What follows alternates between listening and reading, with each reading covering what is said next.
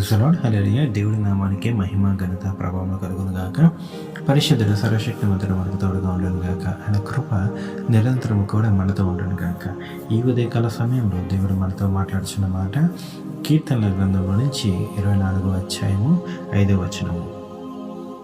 వాడు యెహోవా వలన ఆశీర్వాదము నందును, తన రక్షకుడైన దేవుని వలన నీతి మత్యత్వము నందును. ఆమేన్. హల్లెలూయా. చూడండి, ఎవరి వలన ఆశీర్వాదం నందుతాడు? యెహోవా వలన. అయితే ఎవరు యెహోవా వలన ఆశీర్వాదం ఉండేది అంటే, ఎవరైతే దేవుని హత్తుకుని ఉంటారో మరి వారైతే యెహోవా వలన ఆశీర్వాదం అందుతారు. అంతేకాదంట, దేవుని వల్ల ఆశీర్వాదమే కాదు, తన రక్షకుడైన దేవుని వలన నీతి మత్యత్వము నందును. చూడండి, లోకంలో ఆశీర్వాదాలు రెండు ఉంటాయి. లోకం ఇచ్చే ఆశీర్వాదం ఒకటి ఉంటుంది, దేవుడిచ్చే ఆశీర్వాదం ఒకటి ఉంటుంది. లోకం ఇచ్చే ఆశీర్వాదంలో ఏముంటుందంటే, మరి ఆశీర్వాదం పొందిన తర్వాత వారి బిహేవియర్ ఎలా ఉంటుందో మనం అందరినీ పాయింట్అవుట్ చేయలేంలే, కానీ కొంతమంది మాత్రము చాలా చేంజెస్ వచ్చేస్తాయి. అంటే వారు ఎక్కువగా ఆశీర్వాదం వచ్చిన తర్వాత కొంతమందికి గర్వము, కొంతమందికి ఈగో, యాటిట్యూడ్, ఇవన్నీ ఆటోమేటిక్గా వచ్చేస్తూ ఉంటాయి. ఎందుకంటే లోకము కూడా ఆశీర్వదిస్తుంది మనుషుల్ని, కానీ ఎలా అంటే అపవాది చేతుల్లో లోకం ఉంది కాబట్టి మరి వాడు ఆశీర్వదించుకుంటాడు. కానీ దేవుని యందు వచ్చే ఆశీర్వాదం ఎలా ఉంటుందంటే, దేవుని యందు వచ్చే ఆశీర్వాదము శ్రమల్లో నుంచి, నిందల్లో నుంచి, అవమానాల్లో నుంచి, అవహేళనలో నుంచి, ప్రతి పనిలో నుంచి దేవుణ్ణి అంటే దేవుడే శక్తిమంతుడని చూపించుకుంటూ దేవుడు మనల్ని ఆశీర్వదిస్తాడు. అలా దేవుడు మనల్ని ఆశీర్వదించిన తర్వాత దేవుని యందు ఆశీర్వాదం పొందుకున్న వారు ఎలా ఉంటారంటే నీతి మత్యత్వంగా ఉంటారు. అంటే వారు న్యాయంగా ఉంటారు, నీతిగా ఉంటారు. ఎందుకంటే వారు పడిన కష్టము వారికి తెలుసు, దేవుడు వారిని ఎలా ఆశీర్వదించారో వారికి తెలుసు, ఎలా పైకి వచ్చారో వారికి తెలుసు. అందుకని వారు ఏం చేస్తారంటే నీతిగా, న్యాయంగా ఉంటారు. అందుకే దేవుడు ఆశీర్వదించిన జనాలు వారు చాలా హంబుల్నెస్గా, దీనత్వంగా ఉంటారన్నమాట. మరి లోకంలో ఆటోమేటిక్గా మరి వారు లక్కీ బాండ్ పైకి వచ్చిన వాళ్ళు అంత రెస్పెక్ట్ ఇవ్వలేరు.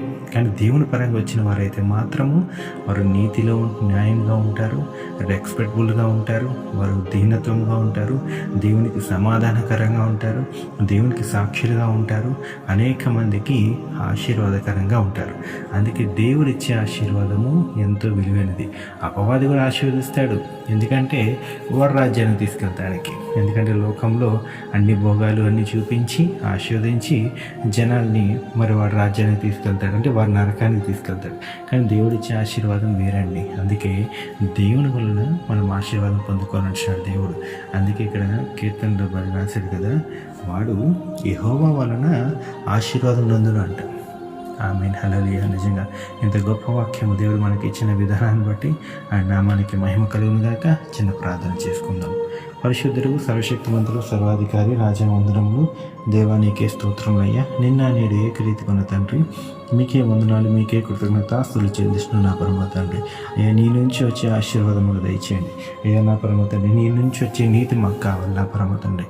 అయ్యా, నీ బిడ్డలను ఆశీర్వదించిన పరమ తండ్రి, నీ బిడ్డలను దీవించిన పరమ తండ్రి, నీ బిడ్డలను రక్షించిన పరమ తండ్రి.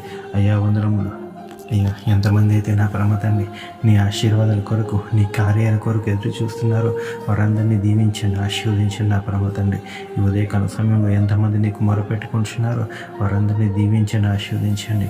అయ్యా, నీ పని జరిగించండి, నీ పని జరిగించండి, నీ పని ముందుకు జరిగించి మడిచినాం. అయ్యా వందనాలు తండ్రి, వందనాలు రాజా, వందనాలు దేవా, వందనాలు సర్వశక్తిమంతుడా, వందనాలు సర్వాధికారి, వందనాలు నీకే నా పరమ తండ్రి. వందనాలు, వందనాలు, వందనాలు అయ్యా. అయ్యా, అదే రీతిగా నా పరమ తండ్రి వాక్యం ఇచ్చిన ప్రతి బిడ్డని దీవించి ఆశీర్వదించండి. అయ్యా, కృప చూపించి దయ చూపించండి. ఈ హోలీ స్పిరిట్ మినిస్ట్రేషన్ కూడా జ్ఞాపకం చేసుకోండి అయ్యా. అయ్యా, మీరు దీవించండి. అదే రీతిగా నా పరమ తండ్రి అయ్యా, నీ దాసుల్ని, నీ దాసురాలను కూడా జ్ఞాపకం చేసుకోమని, ప్రతి ఒక్కరిని దీవించి ఆశీర్వదించమని నజరేయుడు సర్వశక్తిమంతుడు దేవుడి నామంలోనే, కృపగల తండ్రి నామంలోనే ఈ ప్రార్థన అంతా కూడా అడిగి వేడుకుంటున్నాము నా పరమ తండ్రి. ఆమేన్, ఆమేన్.